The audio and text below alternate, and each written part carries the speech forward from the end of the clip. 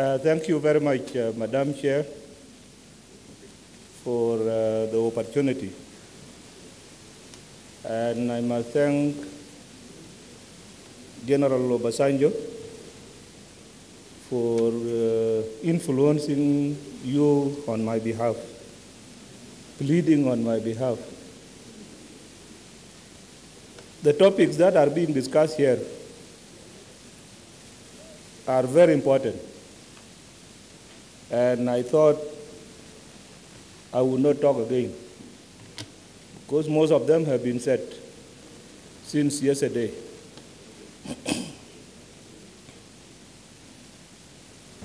Generally speaking, I'll have to appreciate and thank His Excellency Haile Mariam Desalegn for organizing this forum and to invite me to participate. And after having listened yesterday to the keynote address, which was made by Dr. Carlos, and many other speeches that were made, I think the presentations went to what was required. These illicit financial flows, the outflow of our money, is actually bigger than whatever inflows that we expect to come from outside. And the two topics that have been discussed this morning are all in the same line. The money that goes out illegally, whatever you call it, through corruption, illegal transfer, or transaction, or whatever is done, I think it is something all one. Our problem is concentrated on all these things. Because if you want to talk about security, and you want to talk about the natural resources and the financial control, all these things have become one thing. Because the people who use this money in the way they take it, they don't take it for no reason. They take it for a purpose. That once you behave, you become to have enriched yourself sufficiently, then you look for power. You look for power, and so that you protect yourself. And these are the people who become very ruthless. They can use that money to silence anybody who talks against them. I want to talk about the natural resources. The natural resources that are now a problem. The problem of my country in South Sudan is about these resources. There are people now who are crying that they have not got an opportunity to come to South Sudan. The war was on for more than 20 years in Sudan. Alhamdulillah, President Bashir is here with you. He brought peace. And when peace was signed,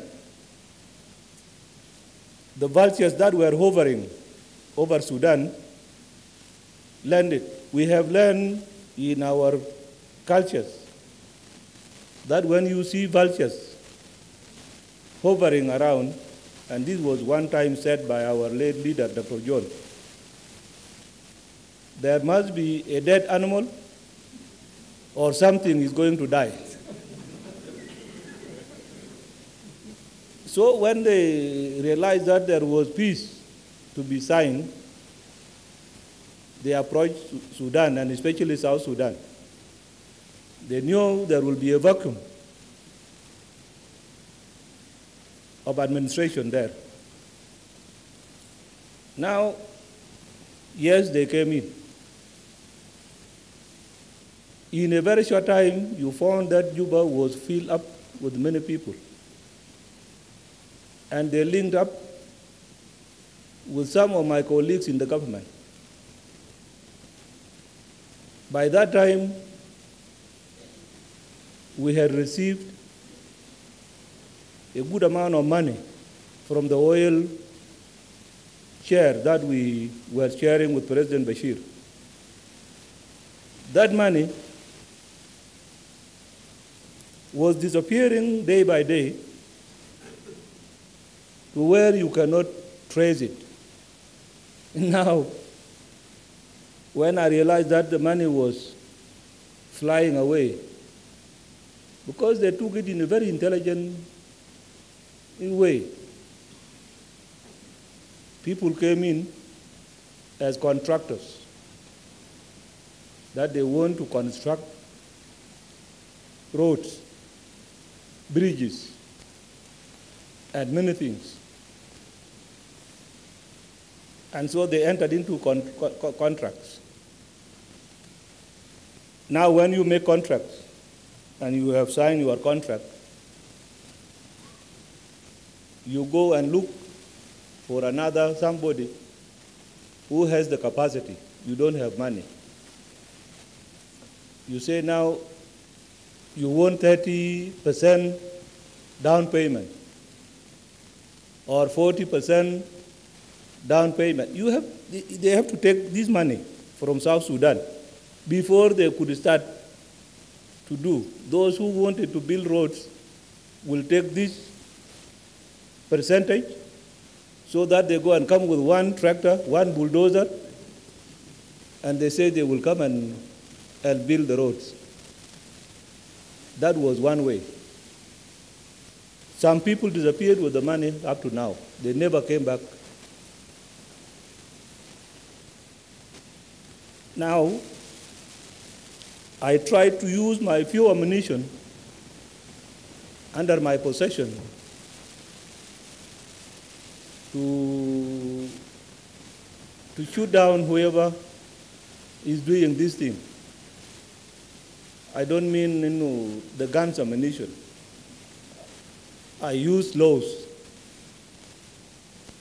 And I started by giving out letters to those whom I have suspected to have taken money, that you bring back this money. There is an account that you have to remit this money there silently. Nobody will know it, and I will not expose you.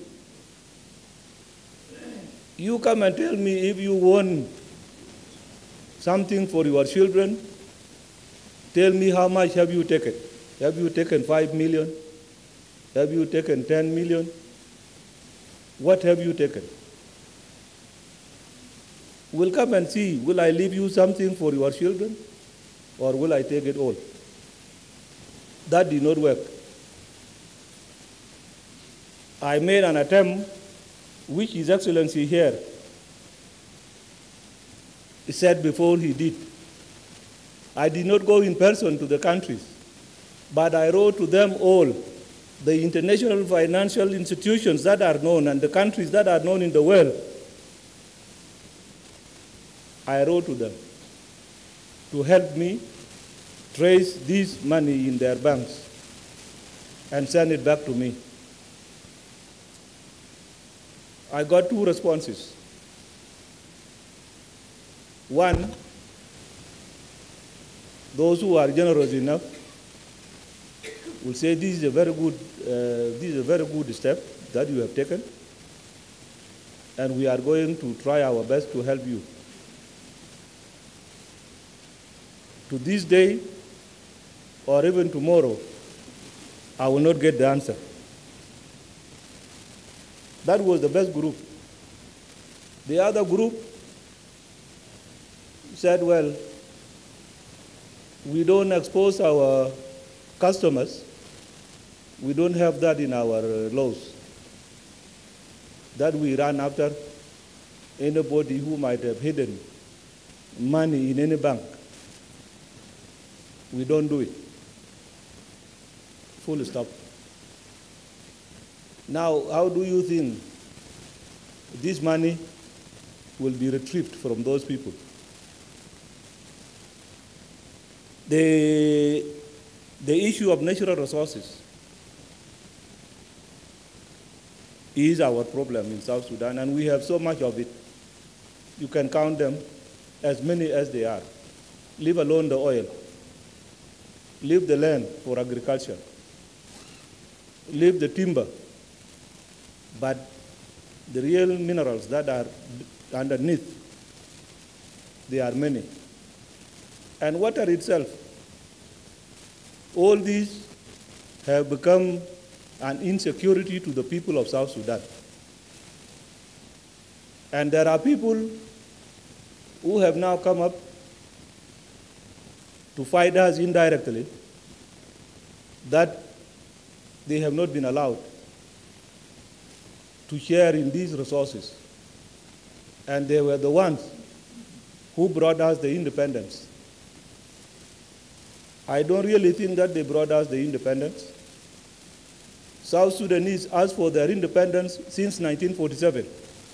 I was not born. And see how old I have grown now.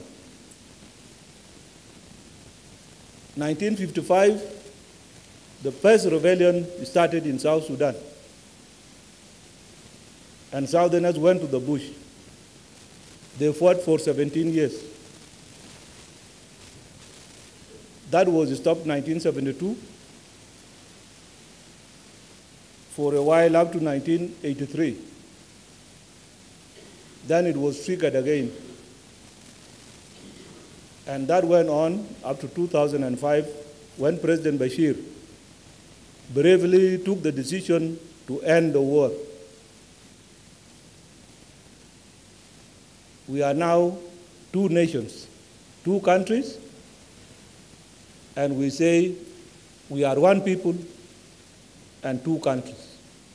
And we want to live in peace so that we benefit from all the resources that we have in this region.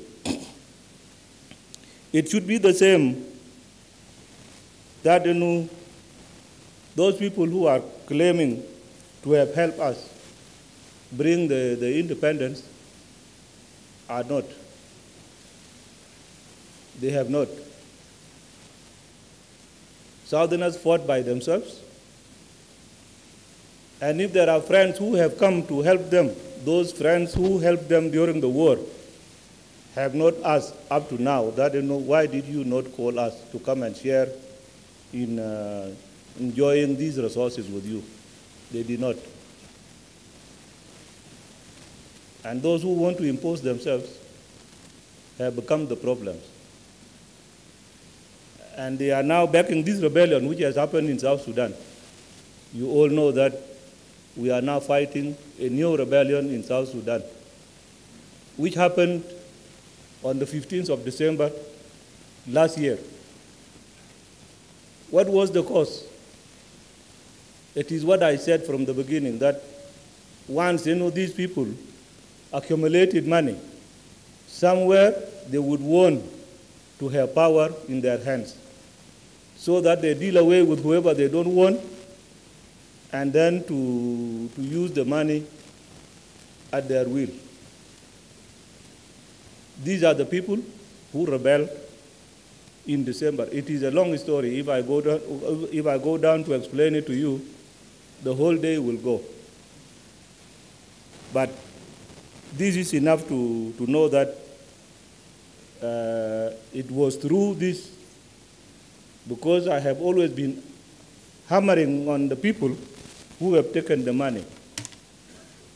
They go and make agreements outside And they say, well, the day we will take power here, we will kick out whoever that has been given any concession in the oil fields.